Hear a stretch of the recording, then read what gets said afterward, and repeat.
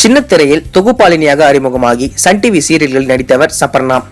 இவர் கோவை மாவட்டத்தை சேர்ந்தவர். சொந்த மதம் தொடரில் வில்லியாக நடித்து பிரபலமடைந்த சபர்ணாவுக்கு சினிமா வாய்ப்புகள் வரவே சீரியல் நடிப்பதிலிருந்து விலகினார். வெள்ளித்திரைக்கு சென்ற சபர்ணா படிக்காதவன், பிரிவோம் சந்திப்போம், காலை, பூஜை உட்பட்ட பல திரைப்படங்களில் ஹீரோயின் தோழியாக நடித்துள்ளார்.